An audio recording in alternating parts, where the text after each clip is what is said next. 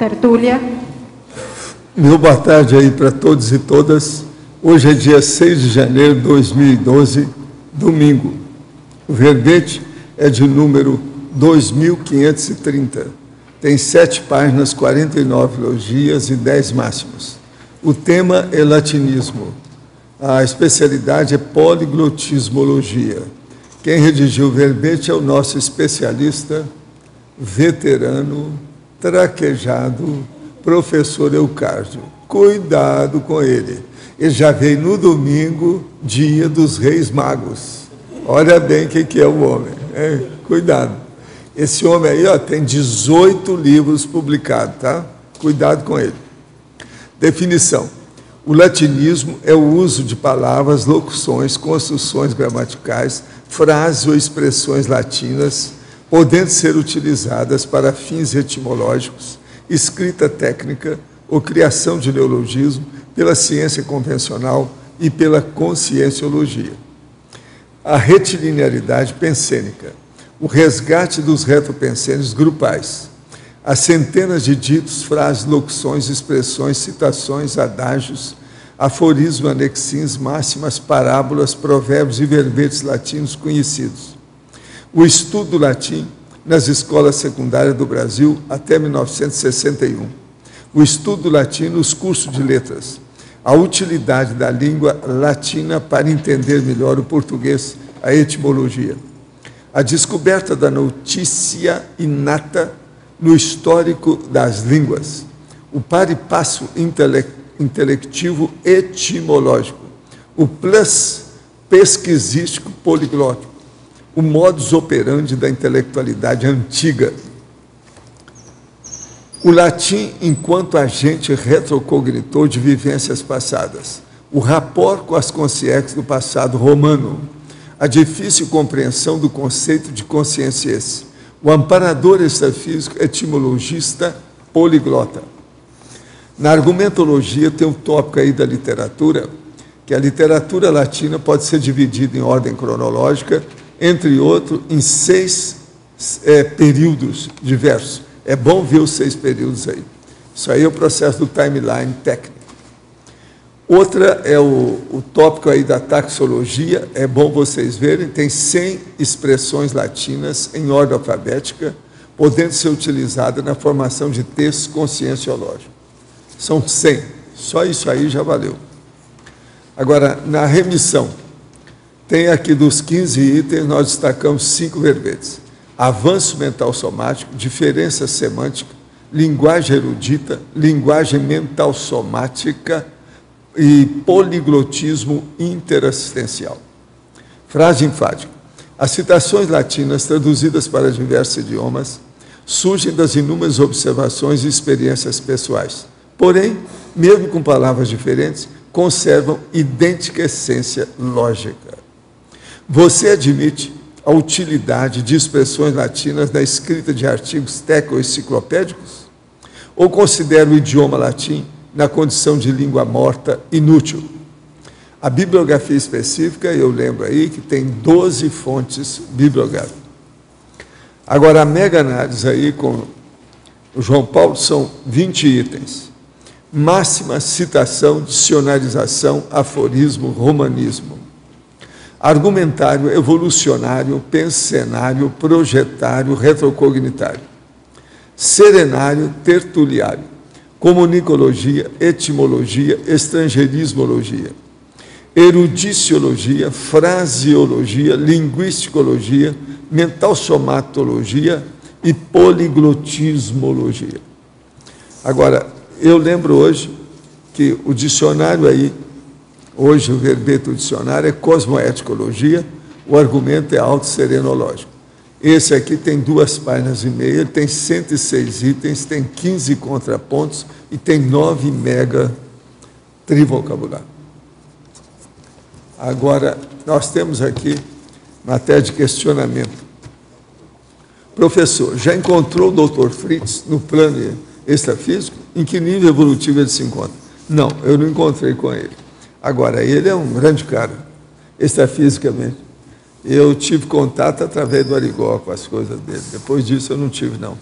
E outra coisa, Teve uma ocasião que a gente levou uma senhora que era especialista, dominava muito o alemão, que dominava muitas coisas. Ela constatou que, de fato, aquela concierge que eu já conhecia era o Dr. Fritz mesmo, alemão, que ela era da Alemanha, conhecia alemão, de Berlim, de alto nível, muito sério. Agora aqui o outro. No livro Nossa Evolução, no capítulo 14, página 105, segundo parágrafo, o senhor escreve: cada consciência pode estar sempre em um de 3 estados. O estado extrafísico da sua dimensão real, o estado intrafísico da vida humana transitória e o estado projetado, fugaz, próprio da consciência, consciência ou consciência, quando se projeta. A consciência, quando se projeta, poderia explicar? Sim, por exemplo, uma pessoa, uma consciência que vem aqui e materializa. Ela está projetada ao contrário. Você sai daqui e se projeta lá, ela não, ela vem de lá e projeta aqui. Então, às vezes, essas coisas na frente da gente, ela está projetada. Geralmente isso acontece com a metade da energia da gente e a metade da energia dela. Geralmente é assim. Eu já tive muita consciência que estava na minha frente como se tivesse de igual para igual. Então, isso tudo é sério, a gente tem que levar em consideração. Há um problema mesmo de corporificação ou recorporificação aqui. Faz tempos que, quando estou próximo a certas pessoas, sinto uma forte pressão na nuca e ligeira tontura. Quando a pessoa vai embora, isso tudo some.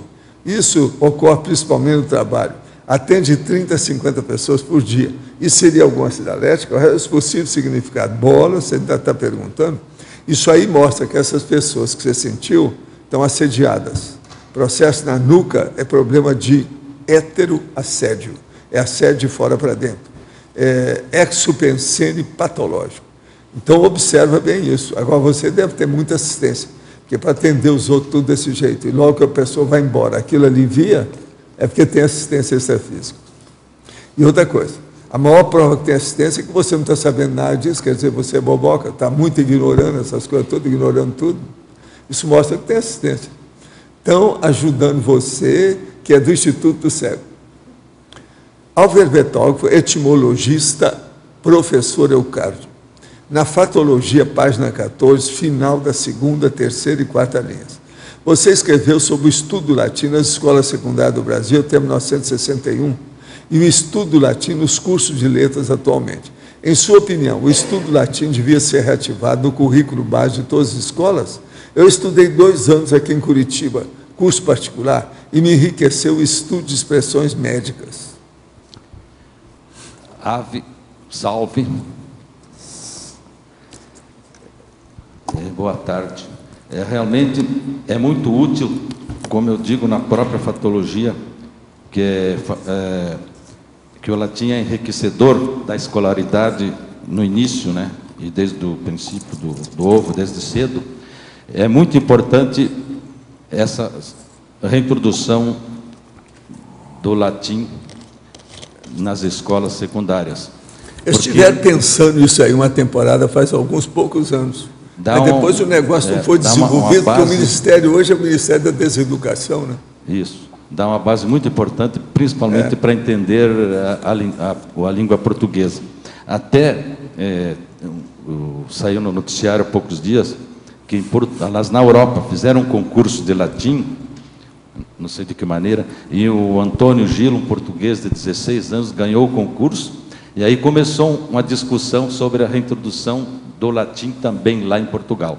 Então, eu acho que a retirada da língua foi em todo o mundo, certamente. É porque a verdadeira língua-mãe é o latim nosso. Sim, não sei se é o... Nosso e de outros idiomas por aí afora. Sim, várias línguas. Agora, tem gente viva, itálicas. por exemplo, eu estou vendo esse casal que ficou aqui perto de você, eles não são bobos. Você sabe, é chegar perto da fogueira que a pessoa tem mais calor. E a fogueira também ilumina o fogo. Está certo ficar perto dele. Na Parafatologia, página 15, 2ª e 3ª linhas, poderia falar mais sobre o rapport com as consciências do passado romano e do amparador extrafísico, etimologista, poliglota? Esse primeiro aí é que todos nós precisamos esse que ele está procurando ali, ter um para poder, né, entender não só a língua portuguesa, mas todas as línguas. E esse reencontro com o passado pode nos levar a identificar uma vida pretérita naquele local, e é muito útil até, né, para manter e recordar não só o latim, mas a vivência naquele passado remoto. Gente, eu quero lembrar que nós vamos ter a Semana da Escrita, aproveitando o latinismo aqui hoje, e a sua presença, Elcar. Nós vamos ter de 11 a 20 de janeiro agora, quer dizer, daqui 5 dias começa a Semana da Escrita. Vai ter o acoplementar temático de escrita conscienciológica. A data é de 11 a 13, de sexta, sábado e domingo. Depois tem imersão na escrita, que é a segunda a sexta, de 14 a 18. Depois vai ter painel livro aberto, no dia 19, que é o sábado. Depois vai ter, no dia 20, o curso avançado de redação conscienciológica. Isso aí é comigo, a briga vai ser comigo. Isso vai ser no dia 20, que é o domingo, para encerrar a semana aí. De modo que, Semana da Escrita, 11 a 20 de janeiro. Vamos pensar nisso, e vale a pena participar aí. Vamos debater os processos aí da escrita, que é muita gente que está escrevendo livro aí.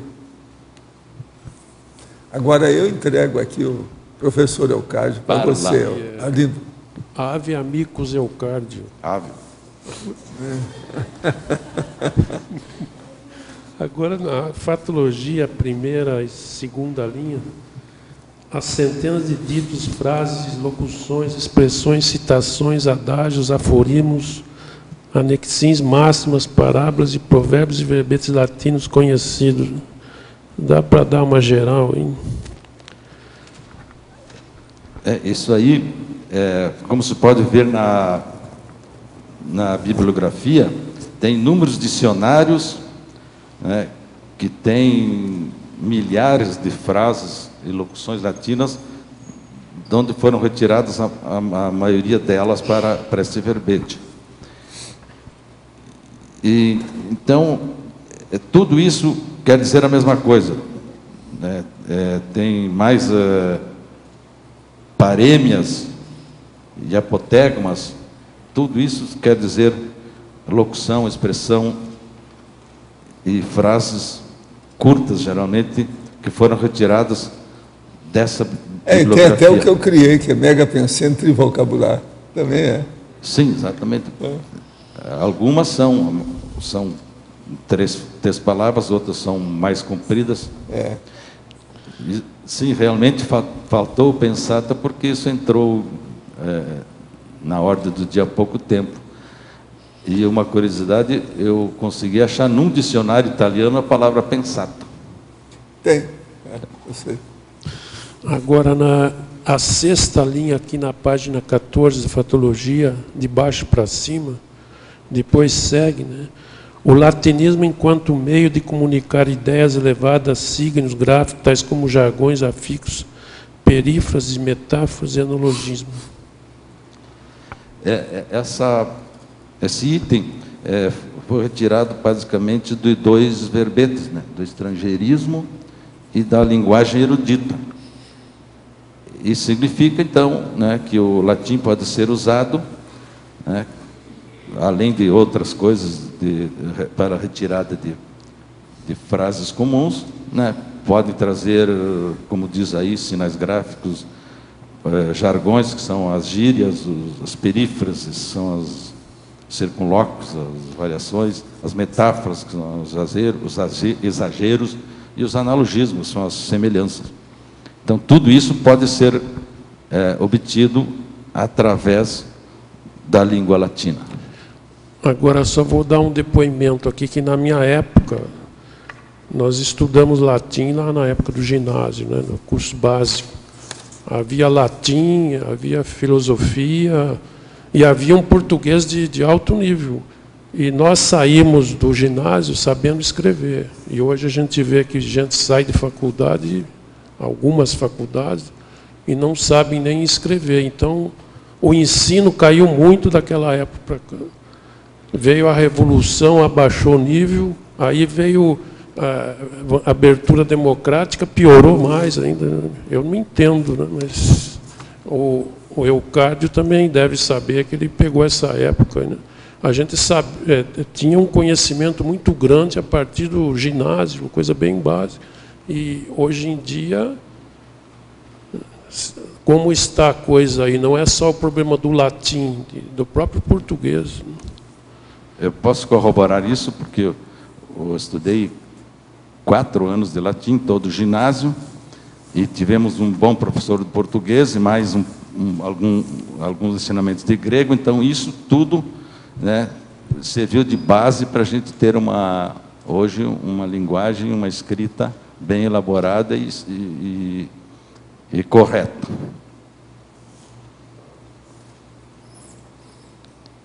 Eucádio, aqui na letra A. Eu queria saber, na página 15, em ciclologia, o segundo ciclo ali. Você explicar, por favor, o ciclo aura espiritual, aura mediocritatis, aura dissidente. Pois não.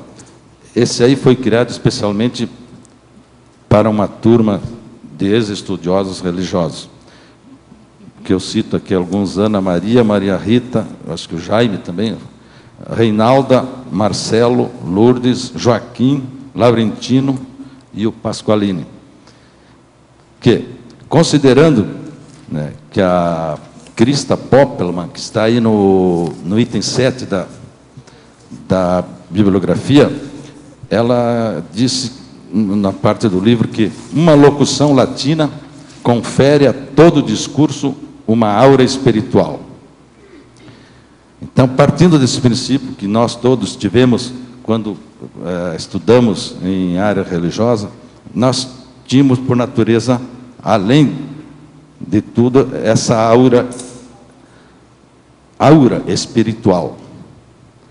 E aí, então, nós estudando, ficamos, alguns mais, outros menos, outros já até vestiram as vestes sacerdotais ou religiosas, mas com o tempo a gente viu que estava numa aura de mediocridade. Isso aí não confundir com a áurea mediocritas, que é uma outra frase muito usada, que é a áurea mediocridade. Então a gente foi convivendo com essa aura de mediocridade e sentindo-se que não estava no caminho certo, então a gente fez a dissidência. Então a gente teve, nesse tempo todo, uma aura de dissidente. Umas mais violentas, outras mini, outras máximas. No meu caso, até eu fui aconselhado, né, a sair, porque acharam que eu, devido a meus escritos, que até foram confiscados, eu não tinha mais condições de pertencer a esta aura religiosa espiritual. É isso aí. Entendido? Eucádio, aqui na ala A, existe, né, o latim bárbaro, o cartorial, o castrense, o latim científico, latim clássico, latim medieval, o escolástico e outros. E aqui na etimologia, você colocou que o latim surgiu no século XIII. Por quê? Porque no século XIII surgiu o medieval, o escolástico, né? Mais usado também pela religião. Mas o latim em si, ele é anterior à época de Cristo, ele é de muitos séculos antes de Cristo. Sim, aqui realmente o latim começou lá por 600 antes da era cristã. E aqui simplesmente está dito que o termo latinismo apareceu no século XIII. Não, o termo latinismo apareceu no século XIX, você colocou. Sim. Agora, o latim, você diz aqui, surgiu no século XIII. É isso que eu não entendi.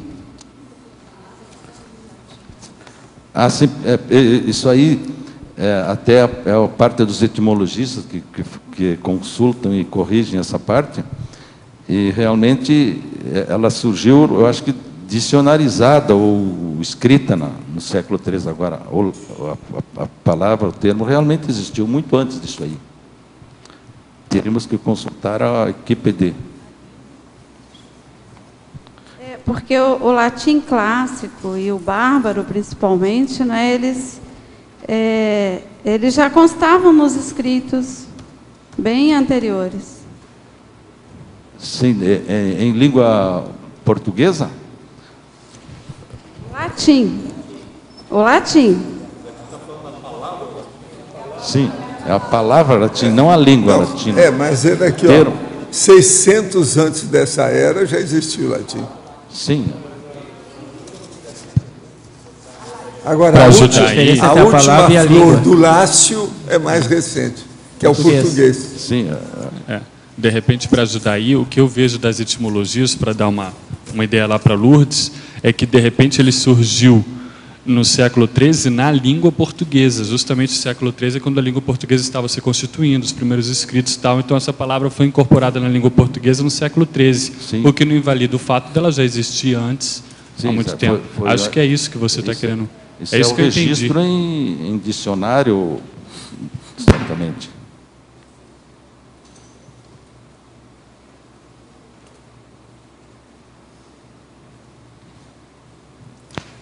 Agora aqui, professor Eucárdio, em tecnologia, página 15, primeira linha, poderia ampliar a técnica da identificação da nacionalidade da consim assistida? Isso aí é muito importante, eu retirei também do verbete poliglotismo, é muito importante a pessoa que vai assistir identificar a nacionalidade e a língua para que possa melhor entender e melhor assistir. Acho que está claro que é diferente da pessoa não entender a linguagem de uma pessoa. Se vai querer assistir, vai ter que ter um tradutor para isso. É mais direto e mais próximo. No verbete do DAC, página 7, item megatraforologia, quinta linha, poderia explicar as seguintes frases: o caráter objetivo de nossas percepções fornece a certeza satisfatória dos fatos autovivenciados.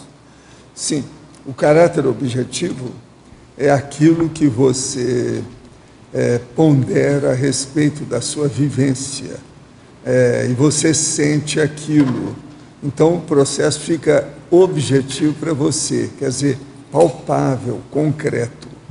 Agora, o caráter subjetivo de nossas parapercepções fornece a certeza satisfatória dos parafatos. Aí é preciso das parapercepções. Então, entra a clarividência, domínio da energia consciencial e outras coisas mais. Então, o objetivo é o palpável, ó, isso aqui, ó, isso é o objetivo.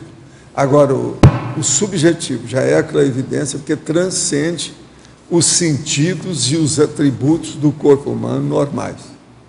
Agora, no adendo, item heterodeterminologia, página 9, último parágrafo. Toda consim pesquisadora deve viver atenta ao fato. 2 pontos. A causa é sempre mais difícil de ser identificada do que os efeitos. Sim. Os efeitos a gente tem aquilo e a gente começa a vivenciar o processo imediatamente. Você está convivendo com os efeitos. Agora, é preciso investigar, fazer pesquisa, analisar, aprofundar, para saber de onde vem. Vocês vejam bem, durante muito tempo, tudo indica que séculos, os pesquisadores, e principalmente exploradores, que são muitos ciscadores e pesquisadores internacionais, eles procuraram ver aonde é que nascia o rio Nilo, qual a nascente dele. Eles só foram encontrar isso praticamente do século XVIII para XIX. Antes ninguém tinha certeza de nada. Então você veja, todo mundo nadava no rio Nilo, colocava lá tudo quanto era embarcação, etc. Tal, mas ninguém sabia de onde vinha aquela água. Isso é a causa e o efeito que eu estou chamando a atenção.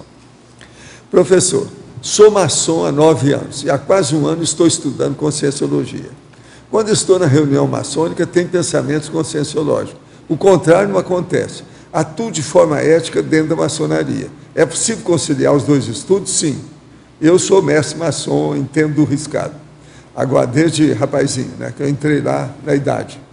Agora, o que é que se passa? Eu hoje não frequento mais a maçonaria. Você deve estar fazendo alguma coisa que seja assistencial.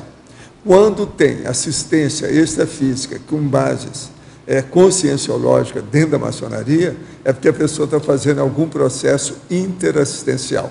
Isso aí é amparador extrafísico de função. Olha bem o que você está fazendo e vê se você concilia as partes, o que é que você pode fazer mais para expandir tudo isso.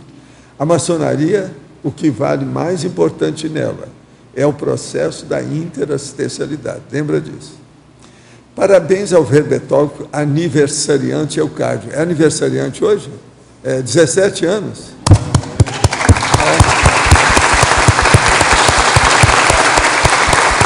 Agora veja, domingo, Rei Mago, aniversário, como é que é isso, hein? É muito, hein? O que é isso? É o primeiro domingo do ano, não é isso? Dia do Rei Mago. Agora, então, ele está pedindo o seguinte aqui, favor aprofundar em tecnologia, página 15, a técnica da identificação da nacionalidade da consciência assistida. Olha, mesmo se repetir as coisas, é bom você falar. Sim, tá? Não, isso já foi dito que é bom para, quando você vai assistir alguém, entender a linguagem, fica mais fácil chegar no âmago da pessoa e assistir melhor. Senão, a gente precisaria um intérprete para ajudar, o que dificultaria, atrasaria. Então, a importância da linguagem ser identificada, a nacionalidade, para facilitar essa interação assistencial. Eucádio, parabéns pelo verbete, pelo seu aniversário. Aqui na letra B. Na definologia, você comenta a respeito da criação de neologismos. Você poderia ampliar essa questão? E, no final, na pergunta lá, na questionologia, você finaliza com a questão de considerar o idioma latim na condição de língua morta e inútil. Por favor, amplie essa questão para nós. Realmente, ela é considerada uma língua morta porque não está nos meios escolares. Mas, para o estudioso, etimologista, não deve ocorrer isso.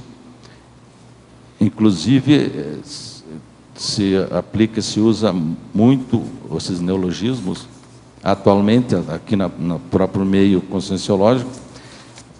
Então, por isso, a gente tem que fazer tudo para tentar exumar, reativar o estudo da língua latina. Até porque, ainda casualmente assistindo, passando no noticiário essa semana, no Natal, se viu que ainda lá em Roma se usa o idioma latino naquelas longas missas lá. Quando então até o Papa lá dá a tal bênção Urbi et Orbi, que se chama aqui, né, para a cidade e para o mundo, de onde se originou essa frase aí. Então, não sei se serviu essa explicação. Sim, obrigado. Tem uma outra questão aqui na página 14, na citaciologia, né, que eu fiquei pensando e não consegui encontrar uma resposta, que fala assim, no final ali, indicando ser o português oriundo do latim. O português, ele nasceu do latim ou não? Isso é um idioma latino, né, que fala, né? Sim, sim. O português é uma das línguas itálicas, totalmente, acho que 80% provém do latim. Então, se o português e os outros idiomas têm uma raiz no idioma, no latim, então pode-se considerar que o português seria uma evolução do latim, ou não? Uma involução? Evolução, um avanço, sim, né? Sim, a tal de é um filho da língua latina que foi mãe de várias línguas denominadas itálicas. Obrigado. Aqui no B, eu gostaria de fazer uma pergunta na página 15 sobre parafatologia. Qual foi a correlação que o senhor quis dizer na difícil compreensão do conceito de conscienciese e latinismo, por favor?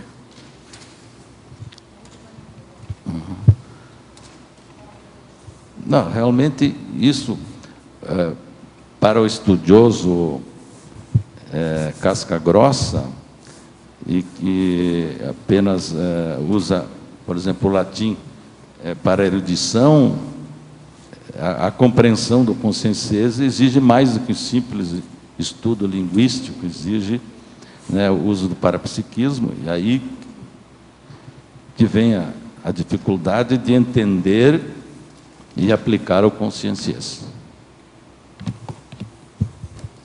Serviu? Obrigada.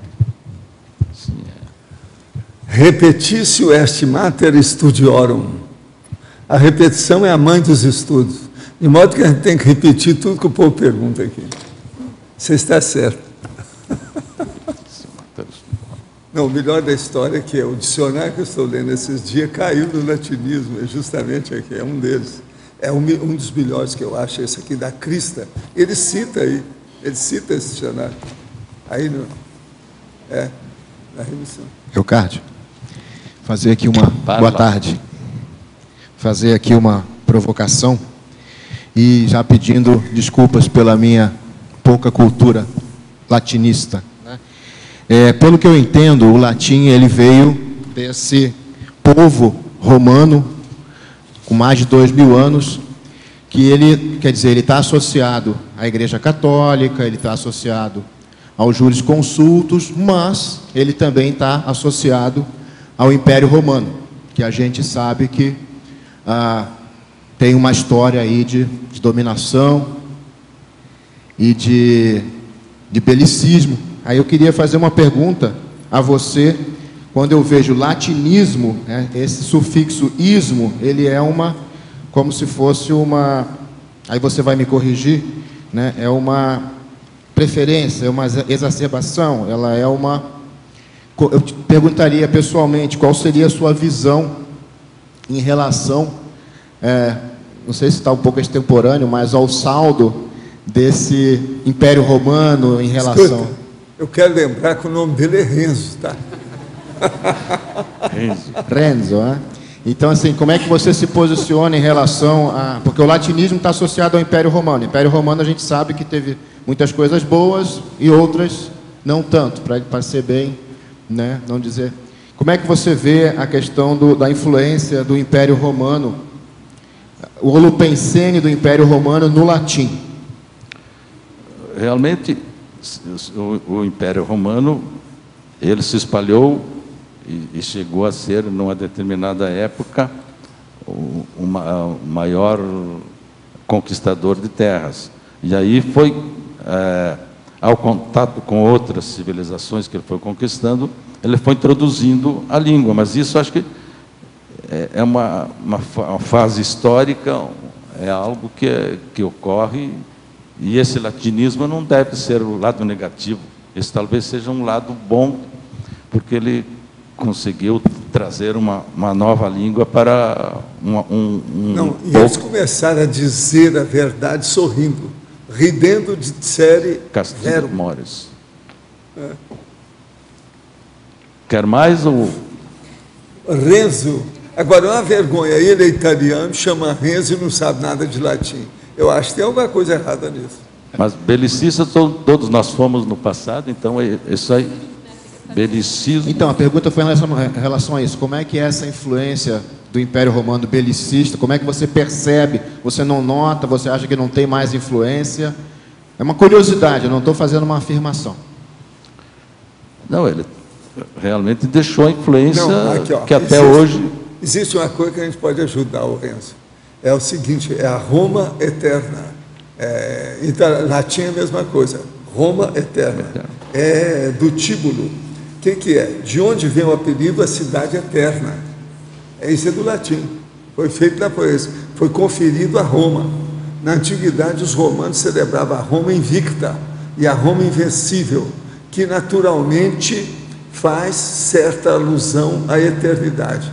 No século I, antes dessa nossa era, encontra-se em várias obras literárias a expressão Roma eterna, como em Tito Livio e em Tíbulo, que também, ou que canta numa de suas elegias, os tempos em que Rômulo ergueu a muralha da cidade eterna. Não é aquele Rômulo nosso não, tá? É aquele antigo. Na antiguidade tardia, quando o Império Romano entrou em crise, a eterna Roma foi muitas vezes invocada.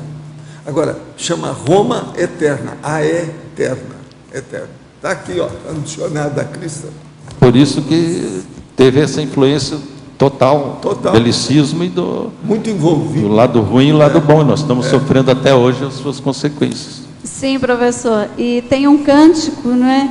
Ó Roma eterna dos mártires e dos santos. Né? Agora, depois eles começaram com Rerum Novarum, quer dizer, das coisas novas. Começaram as coisas novas depois disso. Depois que o Império caiu também. Entende? Rerum Novarum. Sim. Mas voltando aí à questão da citação dos tipos de latinismo ou de latim, que a gente descreve aí na numerologia, né? Além de todos eles, né, do técnico científico religioso castrense, que é do quartel, na linguagem jurídica, cartorial, que é a questão dos cartórios, a linguagem médica e atualmente na enciclopédia. Mas também o latim teve várias outras divisões, né? Como o latim naute, que era dos marinheiros, milites, que era dos soldados, o latim fabre, que era dos operários, o agricole, dos agricultores, os sutores, que eram dos sapateiros, e também tinha o latim histrione, que eram dos artistas. Então, quando se fala em histrionismo... Uma das coisas mais sérias que eu acho é o sapere aude. Geralmente se fala com exclamação. Sapere aude, quer dizer, ouse saber. Quer dizer, você tem que ter coragem de pesquisar. Isso é o máximo. Quer dizer, indagar, questionar. Então, eu acho que o Renzo está fora de série, porque ele fez uma pergunta. Já é fora de série. Ele está usando o saber. Eucádia Ana, que não há. Na fatologia... Ananás? Ananás. Não é abacaxi. Pergunto se tu nadas. Hoje ele está na página... Na fatologia, na 6ª linha. Queria que fizesse um paralelo entre o latinismo, enquanto meio de comunicar ideias elevadas, certo? E na linha 4, o fato histórico do latim ser o idioma vital para manutenção e exumação de textos antigos. Então, eu queria que fizesse um paralelo entre a palavra latim e o latinismo, se você... Pois é, o latim, como é uma das línguas antigas, não é a mais antiga, porque tem lá os sumérios e não sei quantas outras, mas assim mesmo ele serve para a exumação desses textos que são descobertos, às vezes trazem notícias inatas ou novidades do tempo antigo, e também, né, eles servem, como toda a linguagem, para comunicar essas ideias elevadas, os signos, toda essa parafernália de nomes que vem seguido aí.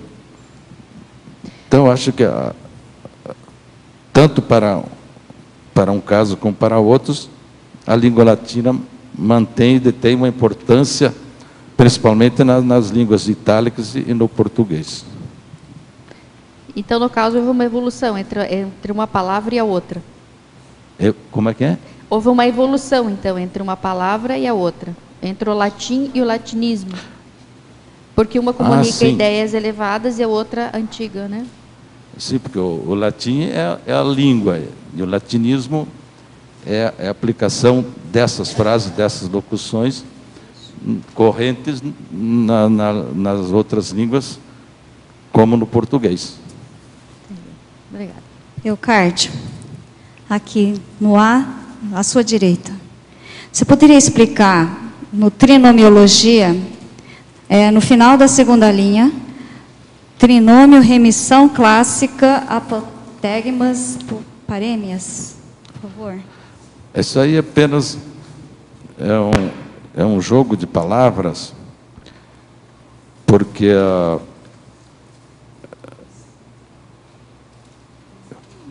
quando consideramos essas frases latinas, né, a gente volta ao passado, tem uma remissão do clássico do latim, das expressões latinas.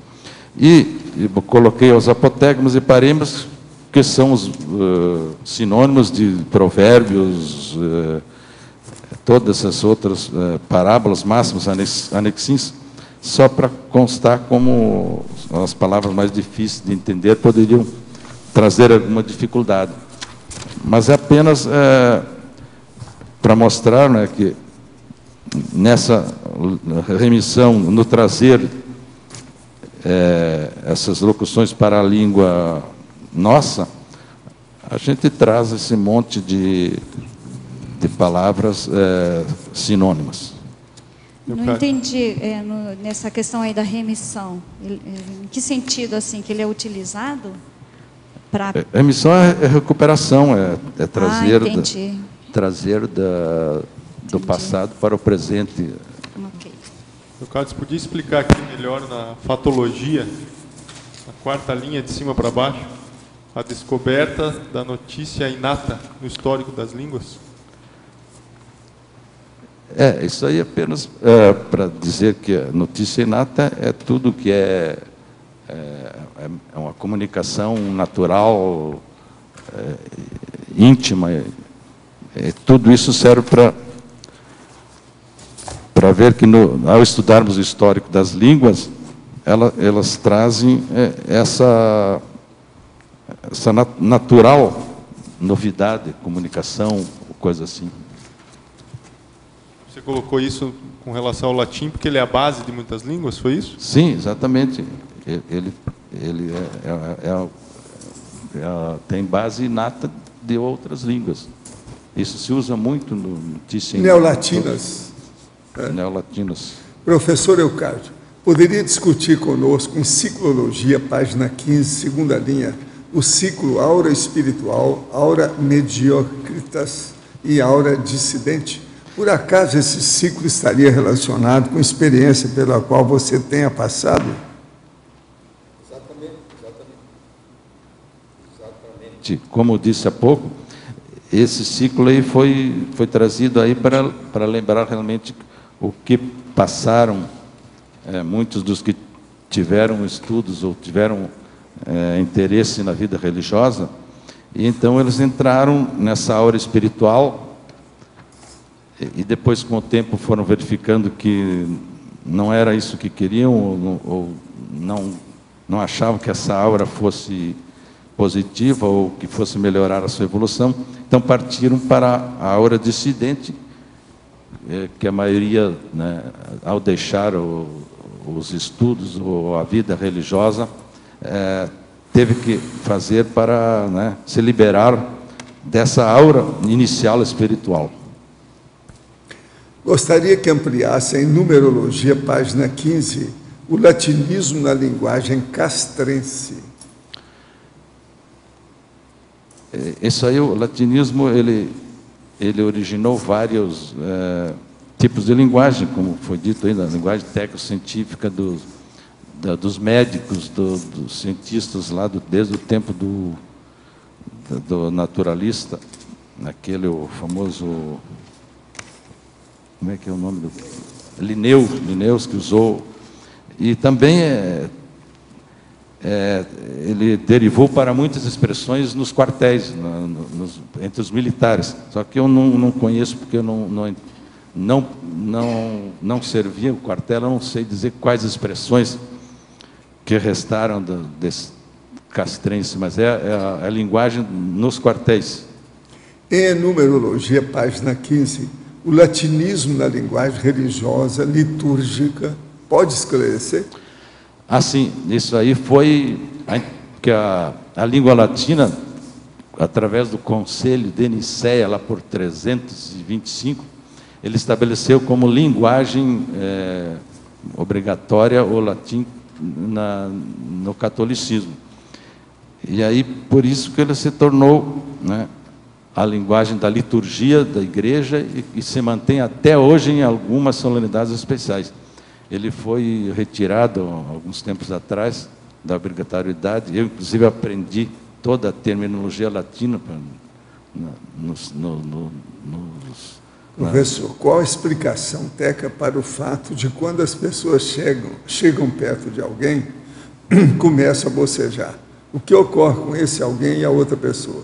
Não, geralmente aí é um processo de contraposição de energias. Quase sempre tem assédio na situação, ou a pessoa tem algum processo de assédio. Isso aí é preciso de ver. Olhar também como se isso aí, por exemplo, funciona nesse chakra da nuca. E quando a pessoa se sente cansada, quando conversa com outra pessoa, porque ela está sendo vampirizada pela pessoa. Isso aqui é a regra. Outra coisa, uma pessoa que é vampirizada, às vezes, principalmente quando ela é mais jovem, tem uma tendência de levar a mão para o peito, que sente o processo do cardio chakra. É o mais forte que tem. Geralmente, o jovem, às vezes até um rapaz, que tem aquela tendência de fazer isso, ó, é porque ele está sendo vampirizado. Quase sempre isso aí é a semi-possessão.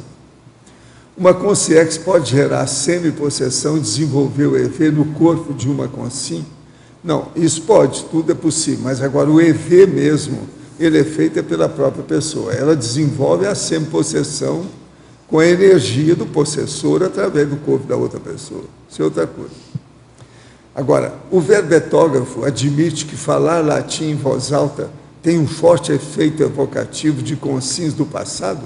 Além disso, qual a hipótese sobre o holopensene que se instala quando estudamos línguas, a exemplo do grego, antigo, aramaico, latim e outras línguas igualmente arcaicas? Com relação ao latim, é evidente que pode haver evocação de consciência e consciex. O grego, por exemplo, ainda é falado atualmente na Grécia, então esse não seria o caso. Mas aí depende da própria pessoa, se ela tiver condições de invocar a linguagem sem ser absorvido ou dominado por esse pensamento antigo, por exemplo, romano. Isso é normal. Acho que não há nenhum problema em estudar as línguas pensando neste aspecto. Professor Valdo, aqui no DSC, por favor, na página 8, anticosmoeticologia, o senhor coloca, em tese, segundo a lógica cosmoética, todo crime é injustificável. O senhor coloca aqui em tese, porque o senhor está levando em consideração as excludentes de ilicitude, por exemplo, a legítima defesa? Não, em tese eu estou falando para ver se aquilo que foi feito é crime mesmo, se é um processo de ilicitude. Porque, às vezes, eles estão classificando uma coisa que não é ilícita. Que não é crime. Então, isso tem que ver. Então, a tese é ver se é, de fato, o fato, se ele é ilícito, se é um crime, se é uma delinquência. Entende? Tá. E eu queria pensar a seguinte também. A anticosmoética é a maior falta de estética da consciência. Porque a estética é o processo da beleza. A beleza, por exemplo, ela precisa de ter uma, vamos dizer, base de tranquilidade, pacificação, harmonia. Como é que nós vamos falar em estética sem harmonia? É o equilíbrio, é aquele negócio lá que nós falamos ali, ó, alta imperturbabilidade. Como é que fica? Como é que vai ter estética sem isso? Então, vamos pensar. Para ter essa harmonia, você tem cosmoética. Então, como é que fica? Olha lá, cosmoeticologia, lá, o segundo, lá do memorando. Então, é isso que a gente quer chamar a atenção. Tá bom. Obrigada, professor. Leocádio, aqui na página 15, em trinomiologia, o segundo trinômio, o trinômio sabedoria do povo, uso cômico dos provérbios, eruditismo do âmbito literário. Você teria alguns exemplos?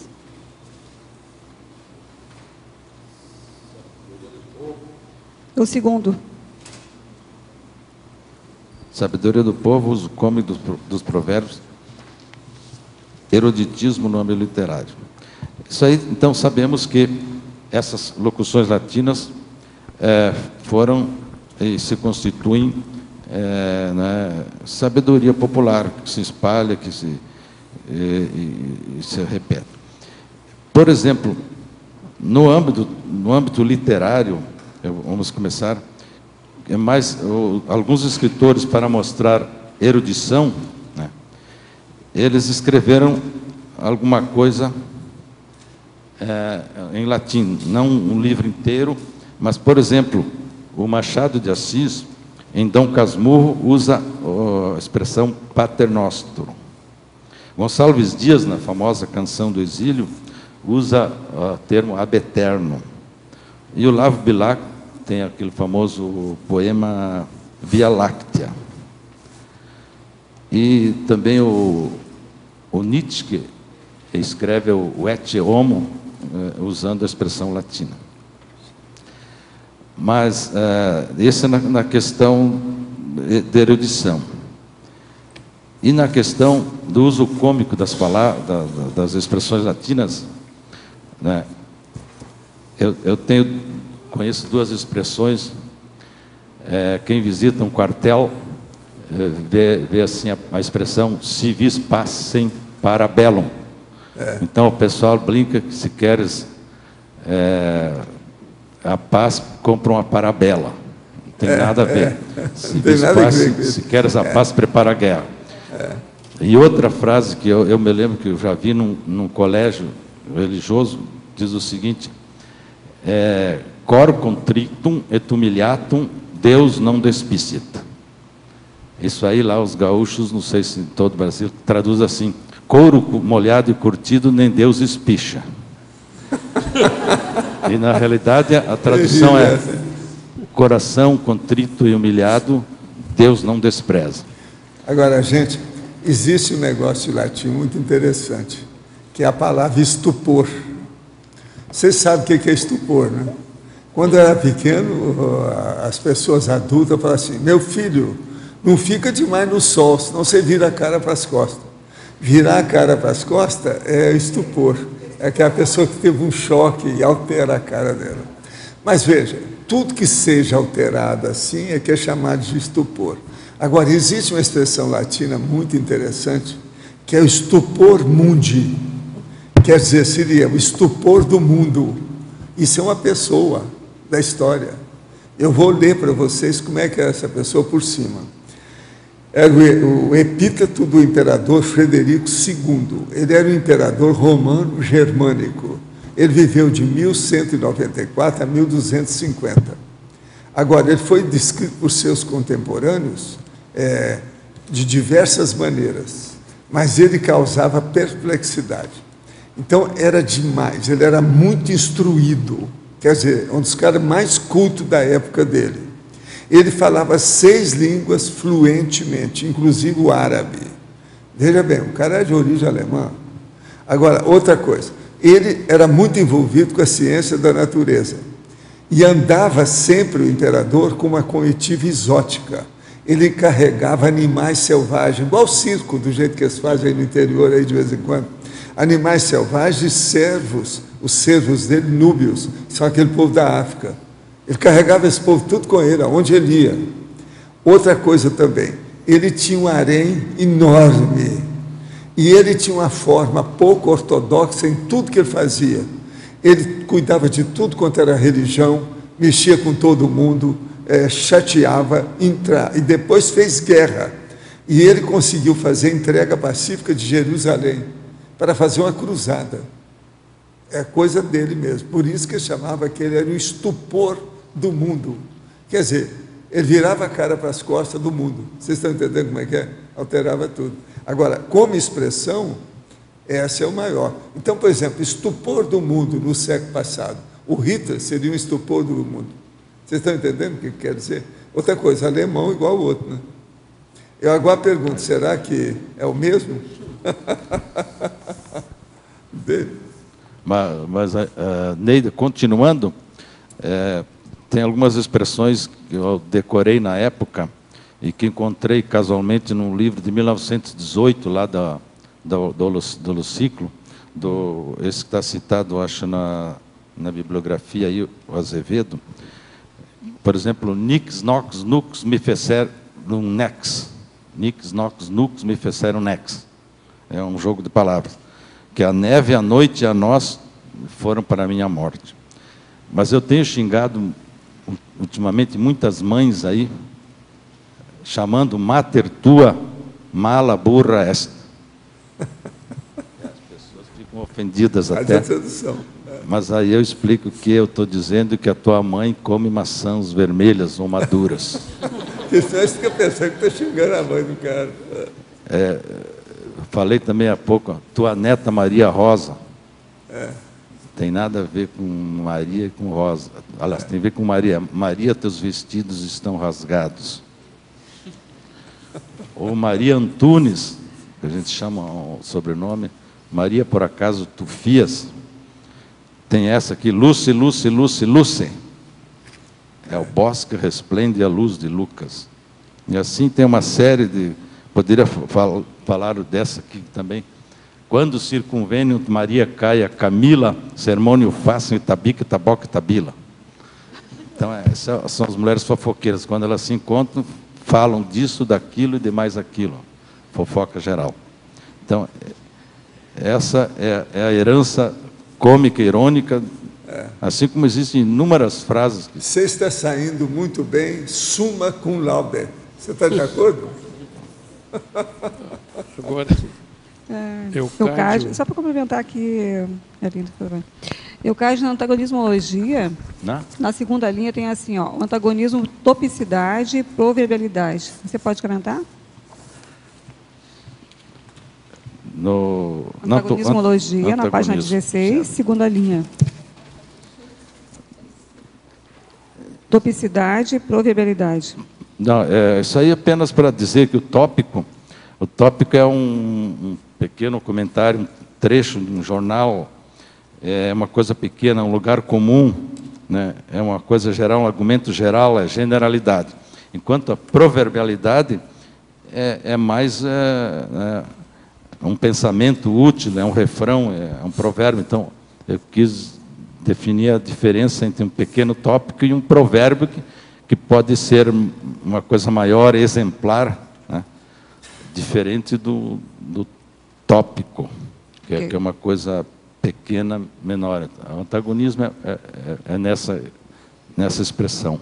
Tá bom, obrigada. Eucádio, na taxologia, a 21, né?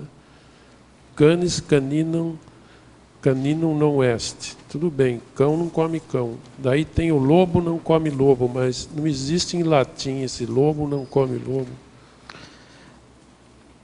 Porque eu tentei colocar duas possibilidades, né? Canis caninum, o cão não... Porque est não é ser. Aí, no caso, o s tem o sentido de comer, né? Então... É que, para o latim, o lobo é chamado de canis. Então, por isso que eu coloquei as duas opções. As duas opções, bom, tudo bem. No verbete do BAC, Megatraforologia, página 7, segunda linha, afirma-se que devemos combater os privilégios das consciências. E na Retribuiciologia, página 9, última linha, heteroindulgência significa assistência. Como ser indulgentes e ao mesmo tempo combatermos os privilégios? Seria internamente sermos indulgentes e ao mesmo tempo explicitarmos nossa contrariedade aos atos alheios não cosmoéticos, é o que eu faço aqui todo dia. Ao verbetógrafo, especialista na língua portuguesa em relação à última reforma ortográfica, o senhor entende que foi necessária essa reforma? Quais os pontos positivos e negativos da mesma? ela não quebrou algumas regras lógicas de nossa gramática?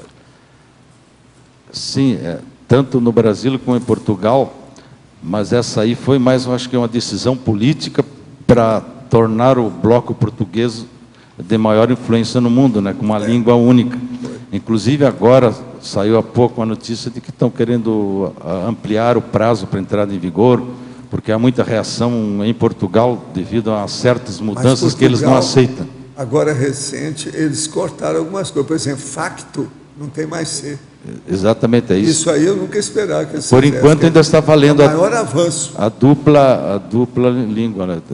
Direto, mas uma hora dessas o direto. É necessário e útil para essa questão mais política, né? Porque na realidade sempre houve essa diferenciação das duas línguas. É das principais línguas do idioma. É a sexta mais falada e escrita. É mais por isso. Então, por isso que está sendo feita para melhorar a influência política dos portugueses e brasileiros e da língua portuguesa em geral. A Terra gira e a Lusitânia roda. Tá certo?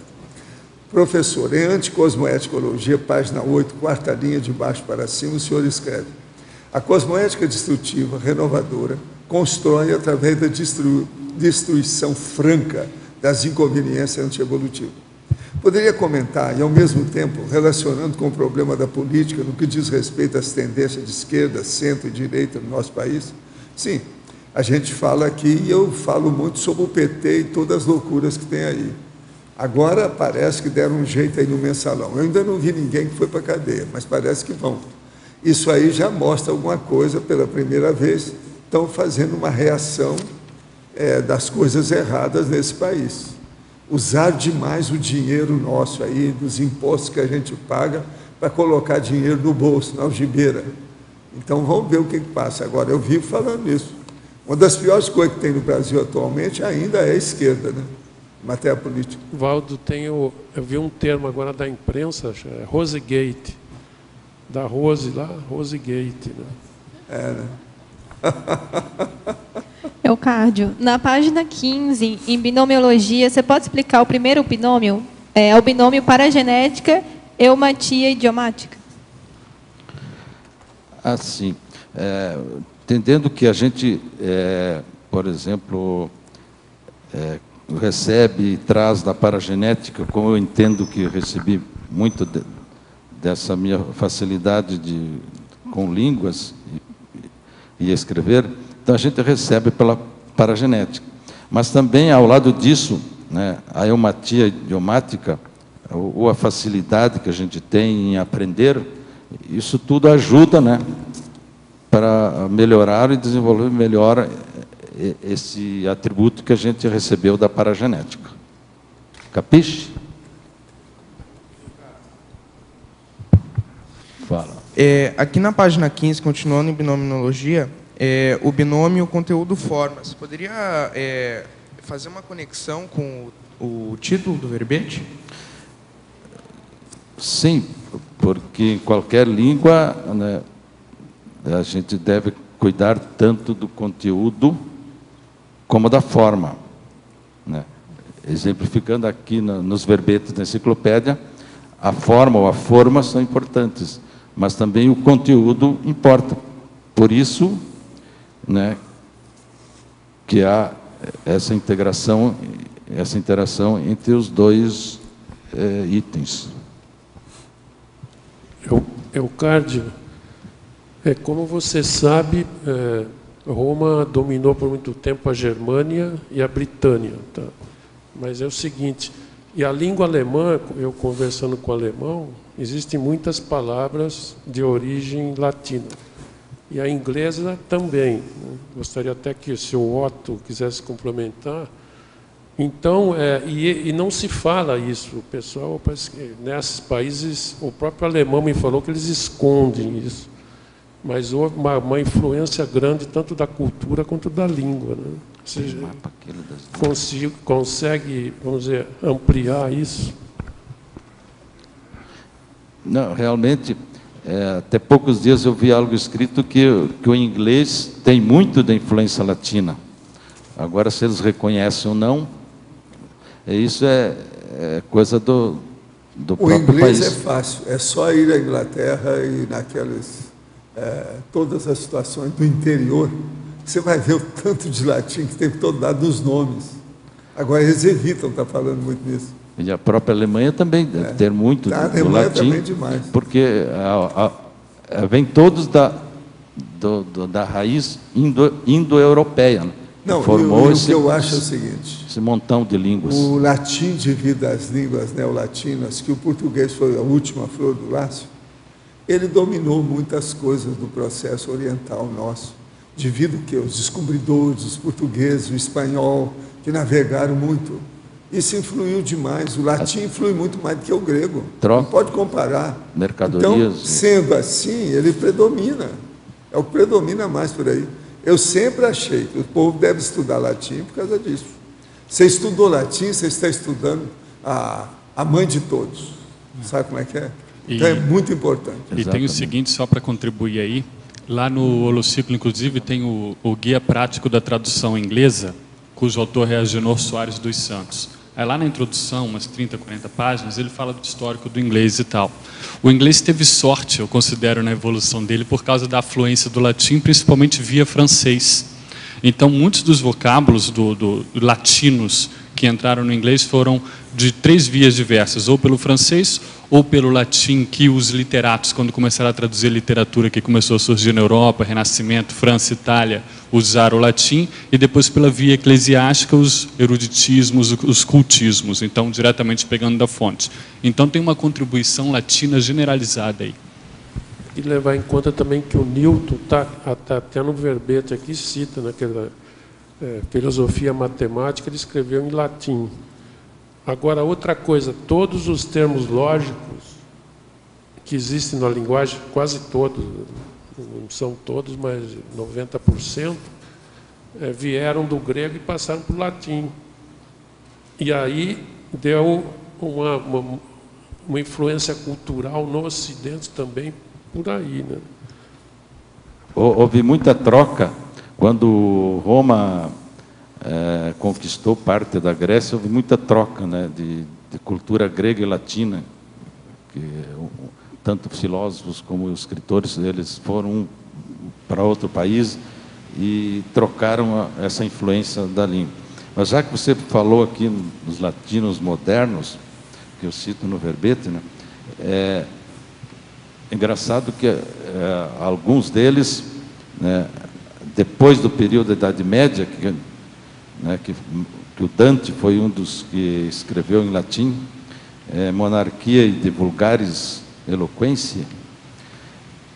Também, depois, na modernidade, né, quando começou a partir da Idade Média, muitos autores conservaram o latim como segunda língua, como o Descartes, por exemplo, que escreveu Meditaciones, o Galileu Galilei escreveu Siderius Nuncius, o Marx escreveu um livro, An Principius Augusti Mérito, o Kepler, eu acho que escreveu sua teoria de Nive Sexangula, o Spinoza escreveu sobre ética, o Milton escreveu em Quintium Novembris, o Rimbaud escreveu em latim, o Petrarca também, é mais antigo, De Viris Illustribus, e mais outros autores também.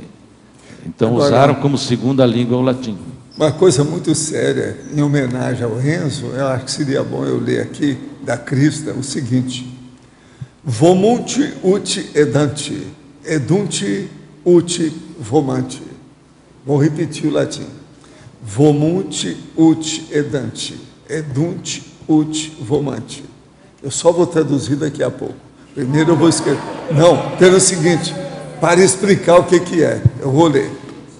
Um dos mais populados clichês sobre a antiga Roma são aquelas orgias em que os participantes coçavam a garganta com uma pena de ave para vomitar e em seguida voltar à comilança. Vocês sabiam disso?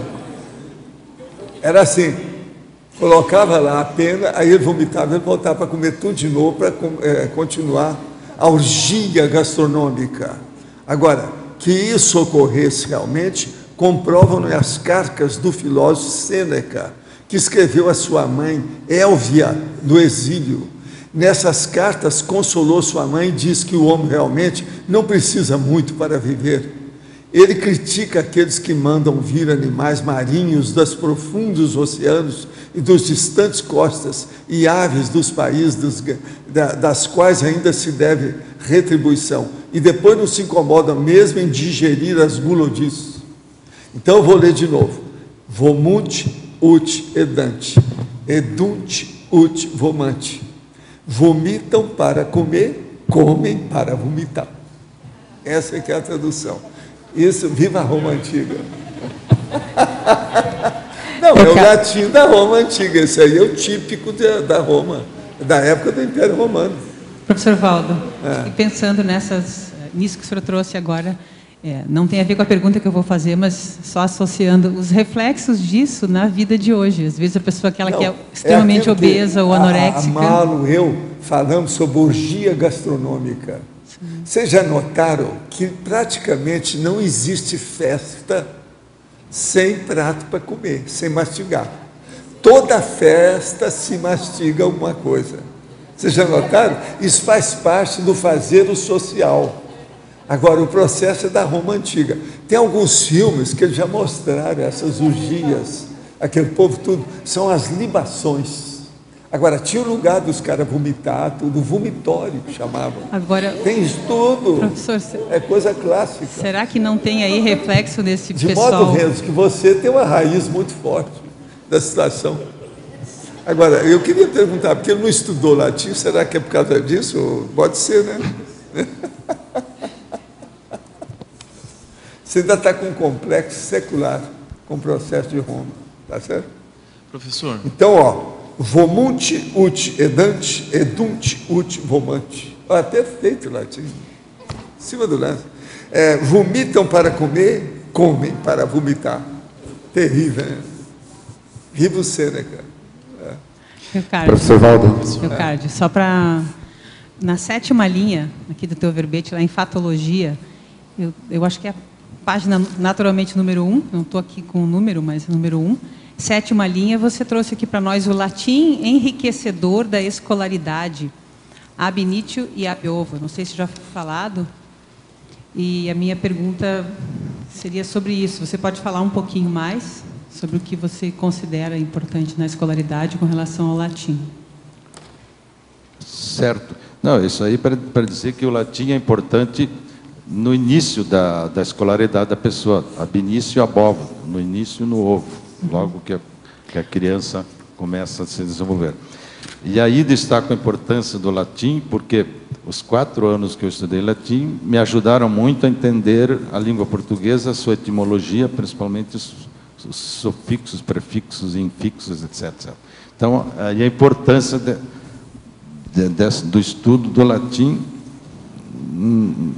na infância e na juventude. Não sei também se já foi falado, você acha que valeria a pena retomar, então, essa ideia antiga de voltar a ensinar o latim nas escolas, que agora já caiu praticamente por terra em função do inglês? Seria uma decisão, mas muito importante, difícil ser tomada, em face da tecnologia que está aí, né? Eu acho que muita gente não suportaria estudar todas as declinações, os verbos e toda essa teoria latina no mundo moderno de hoje, achando que seria inútil, considerando a língua latina morta. Eles estão muito envolvidos com videogames e blogs. Exatamente. Ou seja, então, a complexidade da língua latina não seria valorizada, talvez associada com a quantidade de aprendizados que ela poderia proporcionar nesse sentido? Exatamente. Aí, sobre a complexidade, professor Valdo, no seu verbete, aqui no primeiro parágrafo, introdutório, em paradireitologia, o senhor trouxe lá embaixo, na 3ª linha, de baixo para cima, a consciência intrafísica, acima. A maior genialidade é tornar simples a complexidade da evolução das consciências.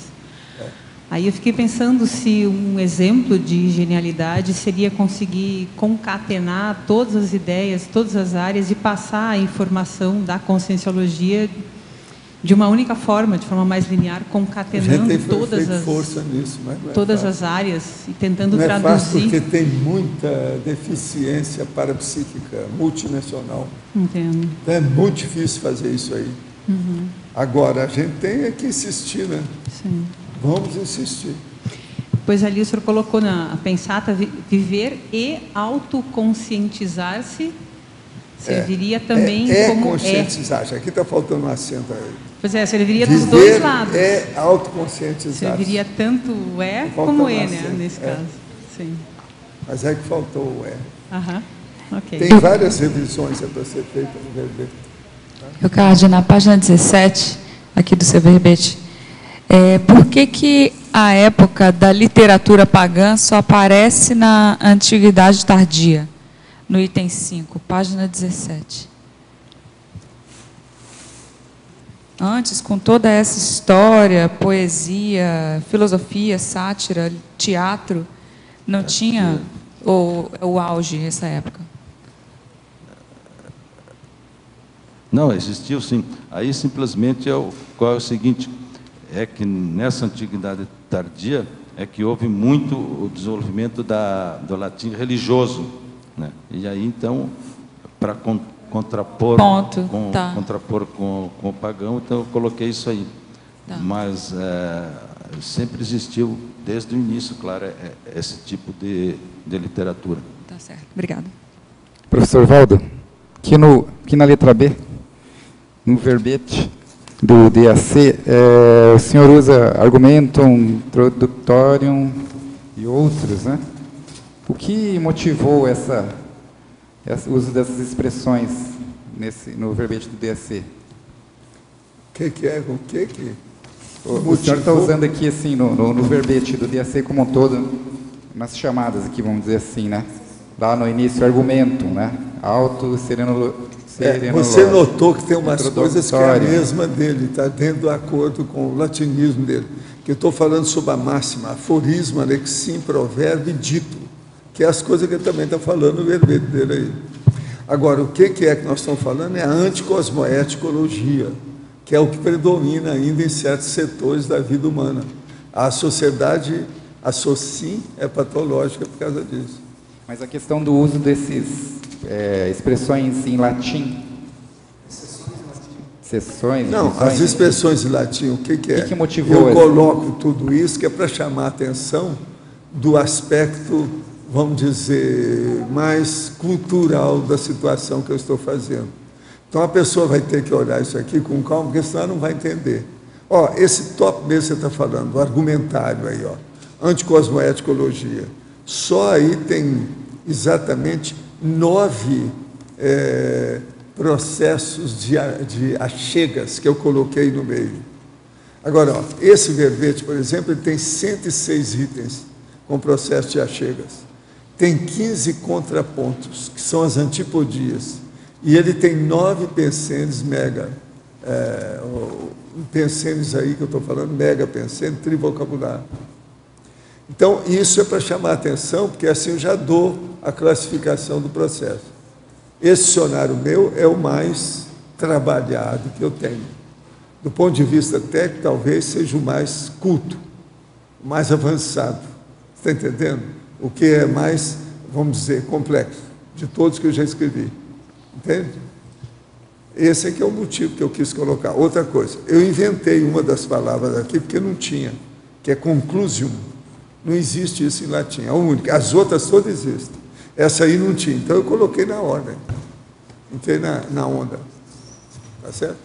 Professor, aqui no dicionário, ali na megatraforologia, o senhor coloca na segunda linha o combate aos privilégios das consciências, né? Sim. Relacionando a cosmoética. A gente pode dizer, professor, que os líderes do passado, eles sempre tiveram muitos privilégios. Sim. E quando... Por causa do processo do feudalismo, da monarquia, os imperadores. Olha o imperador que eu falei, o imperador Frederico. que tinha harém e levava aquela população nas comitivas dele. E outra coisa, avançava contra tudo e todos que atravessavam na frente dele. E o homem era super culto, uma das maiores cabeças da época. O cara era um sábio, mas doido. E a gente pode dizer, professor, que quando a pessoa é admitida no curso intermissivo, esse seria um dos itens que ela tem que estudar para a próxima vida? Eu penso que o processo da erudição pesa na balança, mas tem que ser uma erudição qualificada. Senão fica igual o Frederico, que tinha harém, promoveu guerra por conta dele, uma porção de bobagem, carregava aquele povo como se fosse escravo, os núbios, por todo lado, animais de tudo quanto é jeito em jaula.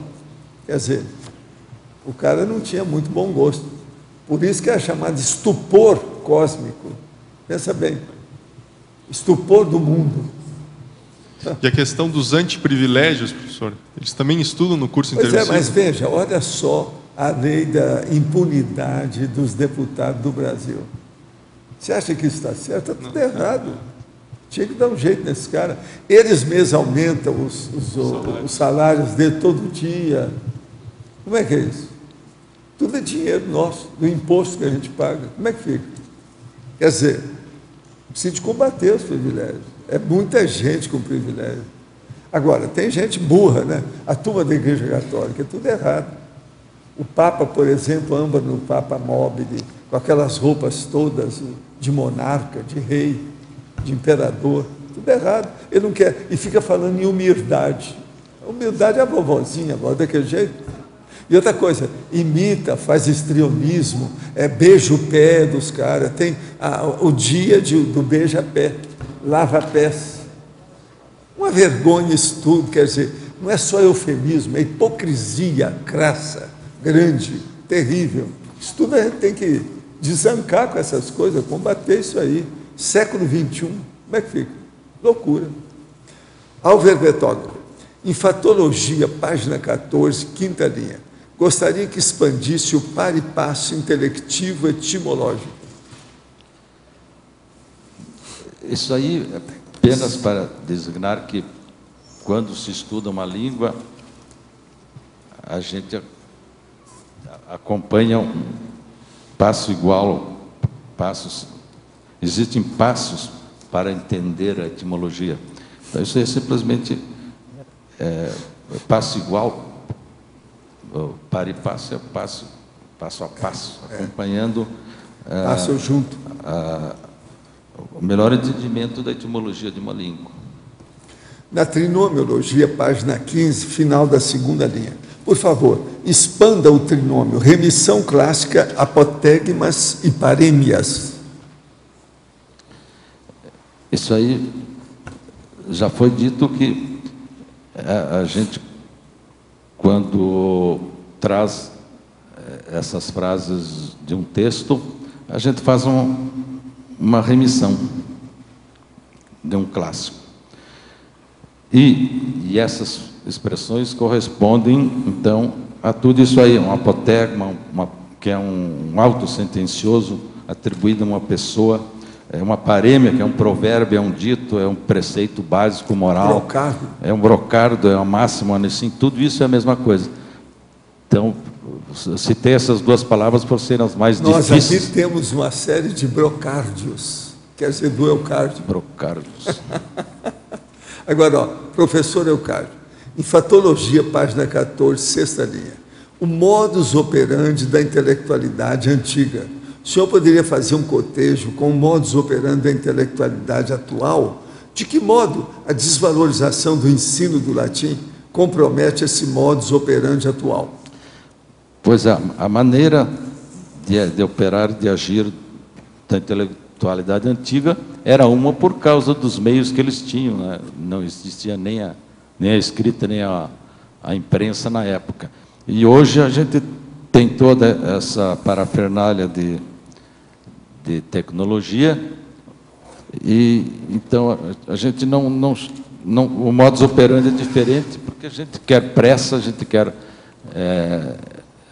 produção rápida, então não tem tempo, como possivelmente possuíam os antigos, de analisar com calma e ver o modus operandi de uma maneira mais intelectual. Então, raramente isso acontece, especialmente quando se tira da escola uma língua importante como o latim.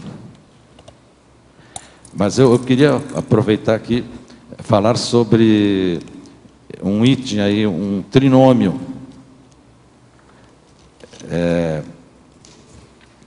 que talvez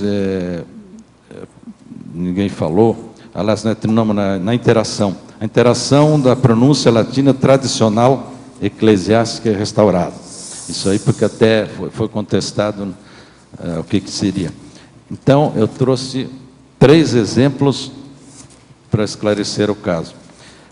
Na pronúncia tradicional, por exemplo, que é atual, que a gente trouxe do latim, atualmente do português, a gente diz assim: Cícero, genius justitiae est. Cícero é um gênio da justiça, embora fosse da oratória. Se fôssemos aplicar a pronúncia eclesiástica, que foi trazida quando introduziram o latim na igreja, seria assim, a pronúncia: Cicero, genius justitiae est. Seria uma forma, talvez, modificada pela introdução, pela influência do italiano, ou seja, o que for. E a pronúncia restaurada, ou reconstituída, que talvez se a gente fosse lembrar como seria na época inicial do latim, no tempo dos romanos, eles diriam assim, a mesma frase: Cícero, genius justitiae est. Cicero, genius justitiae est. Então, essa é a interação que existe entre essa pronúncia, mas que é diferente dos tempos de antigamente. Por exemplo, tem uma frase aí que é amicus certus in re certa cernito. Se fosse aplicar uma pronúncia antiga ou restaurada, seria amicus certus in re certa cernito. Então, a diferença é apenas fônica, de som. Com o que eu aprendi, que é, inclusive, usando o J como no lugar de I, que é justiça. Antigamente até usavam o U no lugar do V, a gente usa normalmente o V. E, por exemplo, ignotus, a gente diz ignotus, mas na realidade eu acho que a pronúncia mais antiga é ignotus, né? Por exemplo, Aquila, a gente pronuncia Aquila, e até alguém pronuncia aqui Pascaline ou Aquila, mas antigamente a pronúncia seria Aquila. Eu acho que a pronúncia restaurada seria no som de V também, o U. Eucárdio, não sei se você já comentou, você poderia falar um pouquinho da sua trajetória, até você coloca na exemplologia o latinismo profissional, sua trajetória de vida com relação ao latim, quando que começou, por que você se interessou? No círculo você comentou também que desde criança que você gosta de escrever muito, então, aproveitando que é seu aniversário hoje também, fala um pouco da sua autobiografia. Seus 17 anos. Recordar a viver. 17 anos.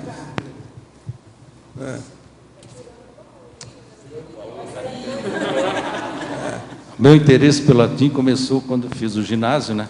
Então eu tenho aqui o primeiro dicionário da época, já amarelecido, que eu estudei e usei para o latim. Tinha o de português latim também, e ao mesmo tempo essa edição LEP tinha outros dicionários, eu tinha até de alemão, daqueles pequenos. Então, meu interesse, a facilidade que eu tinha do latim, que me trouxe a escrever esse verbete e a rememorar, voltar ao tempo de antigamente. Porque a gente decorou e aprendeu, inclusive, se quiserem, eu leio alguns trechos aqui de Virgílio, de Cícero, que a gente aprendeu, muitos até decoravam trechos imensos. A pronúncia correta, que é o difícil. Isso, e a pronúncia cadenciada do Virgílio clássico. Por exemplo, na égloga,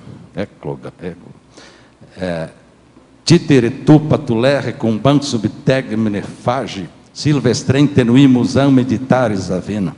Nós patrié finis e dulcia linquimus arva, nós patriam fugimus tu titere lentus in umbra, formosam ressonare doces amarílidas silvas. Seria então... E o Catilina, a gente aprendeu, do Cícero, a gente aprendeu Catilina, né? Quaus quitando em abutere Catilina, paciência nostra. Quando essem furor e se turnus ilude, quem adfinem cesem frenata e actavis audácia. E assim segue. Consul vidit, ictamen vivit. Nós auto in fortes viris satisfacere rei publice videmur. Ad mortem te Catilina, dulci iussi consulis iam pridem oportebat, in te conferre pestem, quando tu in nos omnes iandiu maquinares. Então, a gente aprendeu já que isso você aí. está com a Rosa aí, você pode falar também rosa, etc.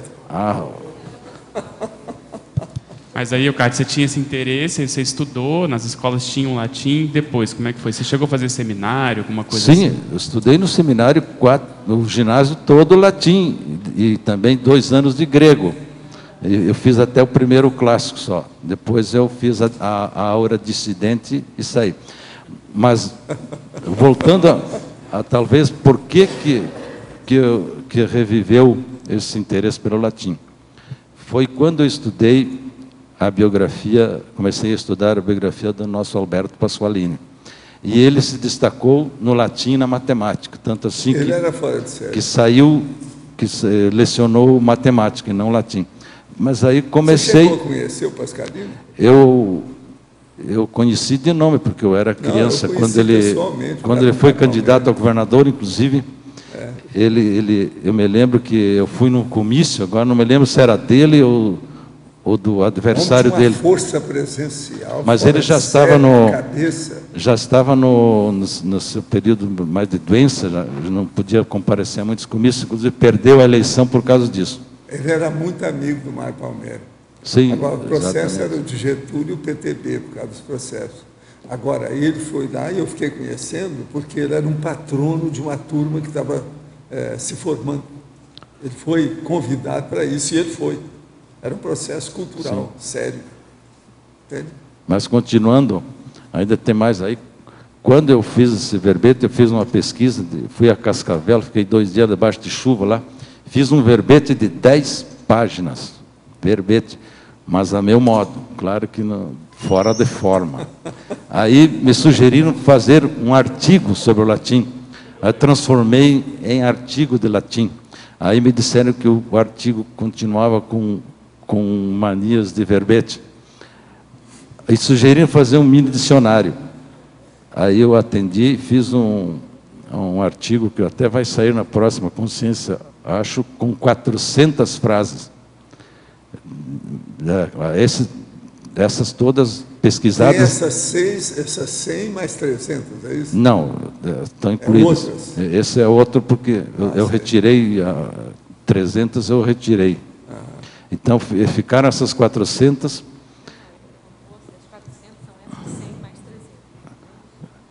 Sim, são essas 100 mais 300. Então, agora, possivelmente, sai esse artigo com as 400, e aí eu fiz uma pesquisa diretamente na enciclopédia, mais ou menos quase todas as frases que saíram na enciclopédia, com exceção de algumas que são muito comuns, ou as que saíram recentemente não estão lá. Mas é um trabalho que rendeu, porque também talvez recebi inspiração do nosso amigo Alberto Pasqualini. Aproveitando também, eu queria falar sobre...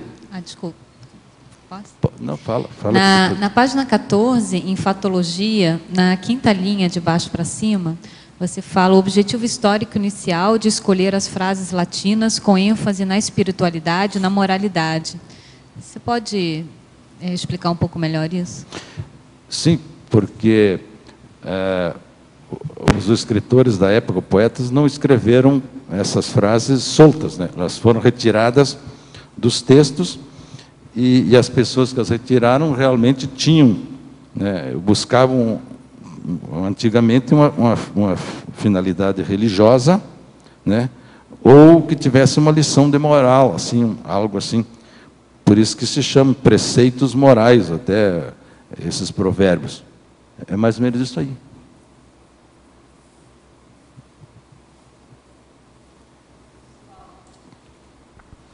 Tem uma pergunta para o senhor, com relação ao introdutório.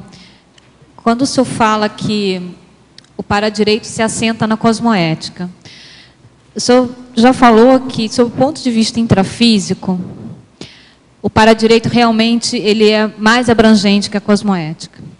Mas se nós considerarmos a cosmoética extrafísica pura, ela é mais abrangente que o paradireito.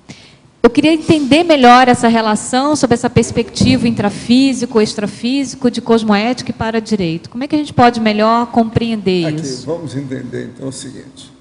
Existe o direito.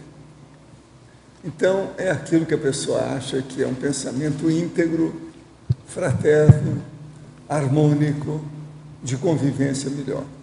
Isso seria o conjunto das leis, da jurisprudência, o iuris, ou qualquer coisa nesse sentido. A jurisprudência. Agora, então, vamos entender. Na hora que tem a ilicitude e o crime, nós vamos ver que aí precisa de entrar, além do direito, seria bom entrar uma coisa a mais. É aí que entra o paradireito. Então, por incrível que pareça, a gente pode levar isso ao extremo de dizer, de uma maneira, vamos dizer, radical, que o paradireito nasceu da ilicitude.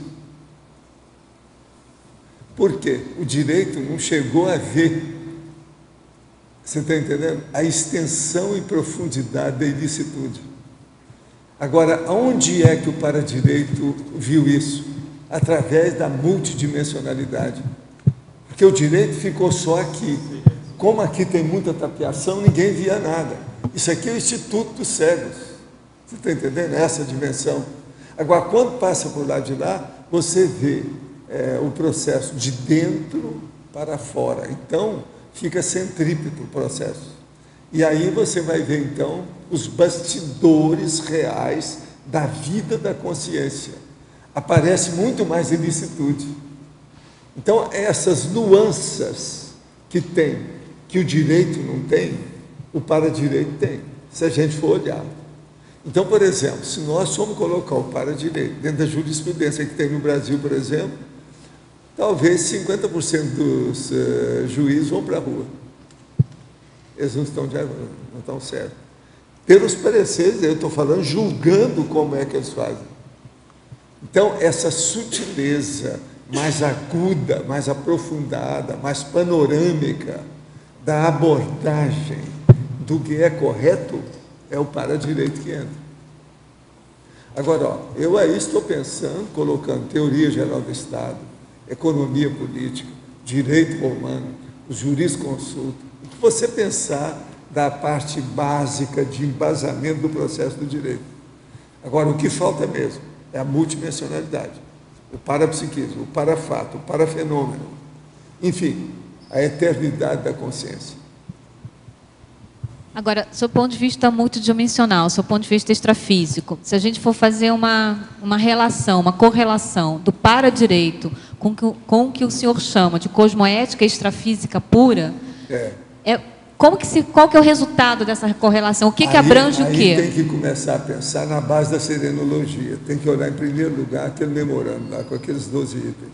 Para nós, aqui é aquilo. Para começar. Agora, tem coisa depois daquilo. Tem que depurar aquilo para ver o que tem depois. Agora, você observa bem. Autoabsolutismologia. Começa por ali. Isso aí é terrível. Como é que fica? Há muitas leis direitas e há muitos magistrados tortos. Aí é que é a diferença, que eu vivo falando isso.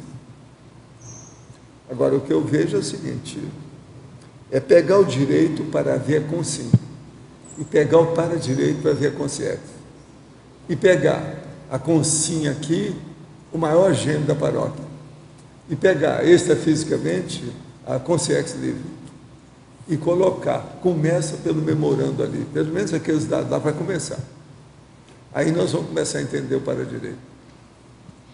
Numa dessas Comunex mais avançadas que o senhor tem falado, até do nível de Comunex que extrapola ali os itens do memorando. Extrapola aquilo tudo ali, tá. Porque lá já está assentado o processo, não há regressão mais, entende? Só tem regressão se a pessoa chega lá e dá um choque por ela, mas é porque ela não pertence, ela não é autóctone. Eu estou falando daquela consciência que é autóctone. Não é que ela nasceu ali, mas ela é nativa do lugar, porque ela trabalha lá dentro. Ela está dentro daquele óleo pensene. Agora veja, aquele óleo pensene já começa pela consciência, que ela não aparece já humanoide, ela aparece como se fosse um centro de energia. Mas quando as pessoas precisam da forma humanoide, ela aparece como forma humanoide, entendeu? Mas por ela não precisa disso mais. Então, essas Comunex, elas extrapolam tudo que nós temos aqui, na base. E nessas Comunex, o que prevalece? O para-direito ou o que ou a cosmoética extrafísica pura? Não, porque o para-direito já significa isso. Aí é isso que eu quero saber. Não é bem que significa isso. É a aplicação da cosmoética. É a aplicação da cosmoética extrafísica. Para-direito é a aplicação da cosmoética. Então, se você notar do ponto de vista teático, entendeu? Entendi. A cosmoética seria a lei teórica do processo. E o para-direito seria a aplicação objetiva, a praxis do processo. É isso mesmo. Tá claro. Obrigada. Alô, se não tem pergunta, eu poderia deixar umas estatísticas aqui que eu fiz com relação às frases. Que das 87 frases que eu consegui a autoria, né, para ver quem escreveu mais, quem foi retirado mais frases, chegamos à seguinte conclusão. O maior colaborador das frases é o Virgílio, com 8,7%. Em segundo lugar, o Cícero, com 6%. Em terceiro lugar, Horácio, com 3,5%. E assim por diante, Plauto, Juvenal, Sêneca, Ovídio, Platão, Aristóteles, Sócrates, etc., Plínio, seguem. E também, outro dado importante, até eu perguntei para alguém para designar quais as frases mais utilizadas, ou que a pessoa mais emprega ou vê usadas em várias oportunidades, né? Então, eu destaquei aqui umas 10, 12, que são as seguintes. Mens sana in corpore sano, que é do Juvenal. Alia jacta est, a famosa frase do César, quando ultrapassou, marchou sobre Roma. Cogito ergo sum, que é a célebre frase do Descartes. Nocte ipsum, conhece a ti mesmo, que tem várias autorias, mas que dizem que é a máxima de Sócrates e que estava... aquilo era do oráculo. Do oráculo. Não era do Sócrates. Veni, vidi, vinci, a outra também, vim, via, venci. Carpe diem, aproveita o dia. Status quo, também. Lato sensu, honoris causa, stricto sensu. E também uso muito busilis da questão, né? É o busilis, mas acontece que essa frase vem in die busilis, né? Naqueles dias. E assim por diante. Outra coisa também que poderia citar, tem tempo, é a questão do trinômio, que fala em transmutação, né, de palavras. O trinômio seria o último, a transmutação semântica, registro bibliográfico e vocábulos novos. Mas o importante é falar da transmutação semântica, que sofreram algumas palavras do latim com o passar do tempo. O caso mais célebre, nós do direito sabemos, é o álibi. O álibi é um advérbio que significa em lugar diferente. E o álibi, para nós, se tornou um substantivo para designar que a gente não estava presente na hora do crime. O habeas corpus, também tenhas o corpo, que se transformou num substantivo que é uma medida judicial para a defesa da liberdade da pessoa. Facsímile, também que a gente usa muito, faça-se a cópia. Então, é a cópia igual. E assim, ex cathedra, vice-versa, habitat, por exemplo, hábitat de uma residência, habitat é mora. E se tornou um substantivo no sentido da licença para morar, e assim por diante. Agora, o processo de trinômio é muito sério, por causa daquele processo do latim, que é 3 faciunt collegium, quer dizer, 3 formam um colegiado. Por isso que eu falo, aonde tem 3 pessoas, para mim, já é multidão. É isso que eu chamo, o negócio é sério. Agora, ó, nós esperamos de você mais 500 verbetes. Tá certo? 500. Todo mundo está vivendo 100 anos, lembra dessa, hein? Já tem 71 pessoas com 110 anos, vivendo nesse instante. Então, ó, vamos pensar que você ainda tem muita coisa pela frente. Não vem com desculpa disso ou daquilo. Que estou chegando na quarta idade. Você acha que estou exigindo muito? Não, né? Para ele, não. Afinal de contas, os nossos comerciais, por favor. Obrigada. As pontuações da tertúlia de hoje foram 81 assinaturas no livro de presença, 36 perguntas presenciais e 23 perguntas respondidas online. Hoje temos 5 recados. Eduardo, curso Maturidade Afetiva, Watson, ICP2, México, Valdirene, Acoplamentário, Alexandre, Aplicação de Invexis, Melissa, Congresso de Autopesquisologia. E antes, os amigos da Enciclopédia. Boa tarde a todos. O nosso convite hoje é para quem ainda não é amigo da Enciclopédia, para quem deseja renovar a sua assinatura. Então, aproveitando a onda do latinismo, vamos deixar a frase: verba docem, exemplo trautem. Ou seja, as palavras ensinam e os exemplos arrastam. Estabeleça o seu vínculo consciencial com a mega gestação consciencial, que é a Enciclopédia da Conscienciologia, tornando-se um associado do programa Amigos da Enciclopédia. O programa Amigos da Enciclopédia é o mantenedor econômico-financeiro da produção da enciclopédia, da transmissão diária das tertúlias e dos gastos operacionais com holociclo, holoteca e tertuliário. É fácil realizar a sua assinatura, a sua adesão, ou mesmo renovação. Basta entrar em contato com a recepção do CAEC ou ainda pelo telefone 45 3525 2652. Venha participar. Contamos com você. Olá, pessoal. Eu sou Eduardo, da IAC Alemanha. Gostaria de divulgar aqui 3 eventos que teremos da parceria da CEEC com a IAC. O primeiro evento será uma palestra gratuita no dia 8 de janeiro, ou seja, nesta terça-feira, das 19 às 21 horas, com o tema Reurbanização Extrafísica na Europa, com ênfase na Alemanha, porque nós vivemos na Alemanha já há mais de 6 anos, quase 7 anos, e a gente quer compartilhar aí algumas experiências que a gente tem em relação ao ambiente extrafísico e os aspectos da reurbanização, União Europeia e outros temas relacionados. No dia 9, temos o curso Amizade Intermissivista com a professora Anne Catri. Este curso é baseado numa experiência retrocognitiva que ela teve, em que todo o grupo aqui estava reunido com um senso de amizade mais intenso do que a gente tem vivenciado normalmente, e a ideia do curso é trazer algumas técnicas e debater esse tema aí. E esse curso é de 5 horas, ele começa das 15 às 20h30, no auditório do CEEC. Não tem, o pré-requisito seria ser intermissivista, na verdade, mas como é difícil de aferir isso, o pessoal pede que tenha aí o CIP ou o CPC. E no dia 10, é o curso Maturidade Afetiva, de minha autoria. Eu vou falar sobre técnicas e métodos para o desenvolvimento da afetividade, desde o autoafeto até a maxifraternidade.